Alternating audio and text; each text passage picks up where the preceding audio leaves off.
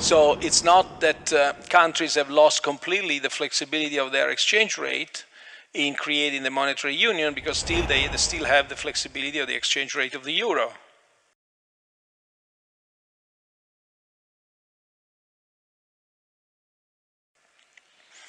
But certainly, in joining the monetary union, they have lost some of the exchange rate flexibility.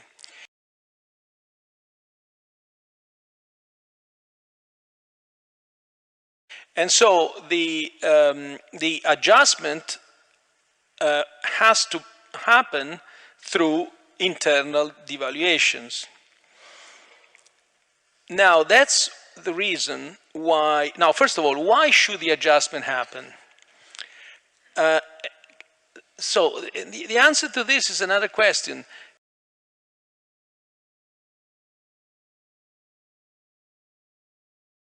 Would it be imaginable that we have a union, a monetary union, based on permanent creditors and permanent debtors forever? At the present time, such unions do exist. The United States, for example, is a situation where there is a state, Oklahoma, which is a permanent debtor, and New York State is a permanent creditor. But is it, at the stage of our political development, is it realistic to think that such a union could exist in our case?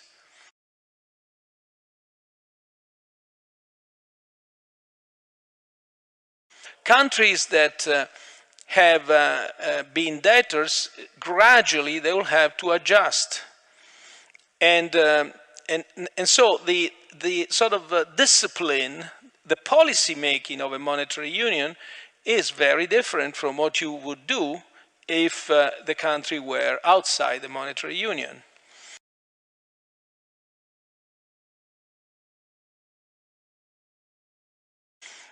So in the years pre-crisis, there have been gigantic transfers into countries that simply were living on credit, both the private sector and the public sector.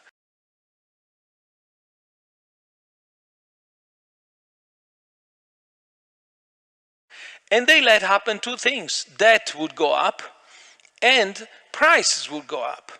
They become uncompetitive and they financed this progressive loss of competitiveness through a credit flow.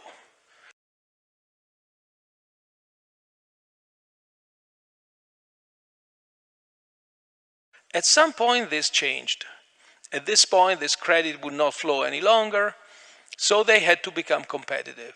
And they had to bring back those prices that had gone up with no relationship whatsoever with productivity back to a level where these countries would be competitive.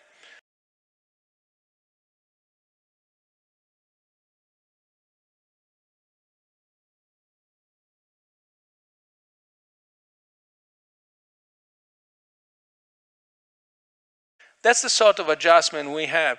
What's the lesson? Well, there are many lessons that one could draw, but what's the lesson? The main lesson that I would draw from this experience is that we should be very careful within a monetary union not to let our wages and prices go off the line.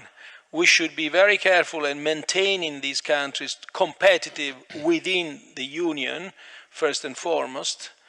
And we should be very careful in not letting debt levels go out of hand, because then we would be, in a sense, punished, not only by markets, but also by the freezing of financial flows that took place, for example, during the crisis.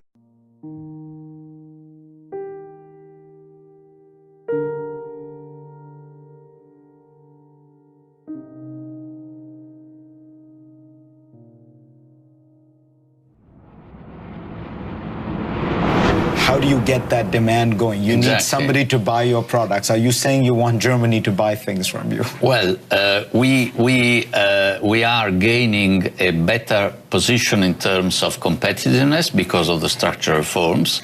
We are actually destroying domestic demand through fiscal consolidation.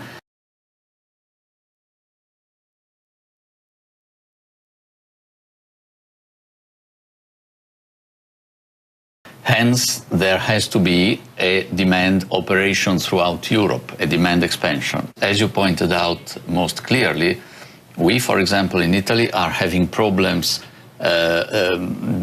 because we have achieved very good fiscal results, but will they really be sustainable in the longer term unless the denominator, GDP, increases through growth?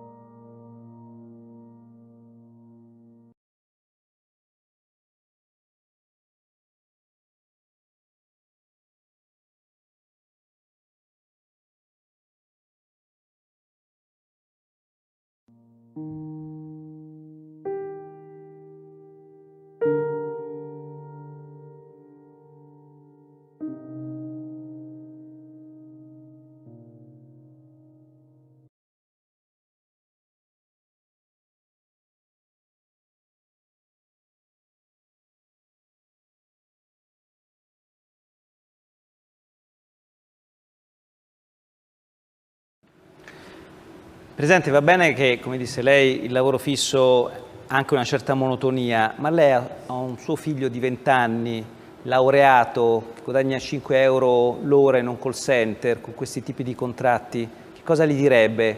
Vai via dall'Italia? O come lo convincerebbe a restare?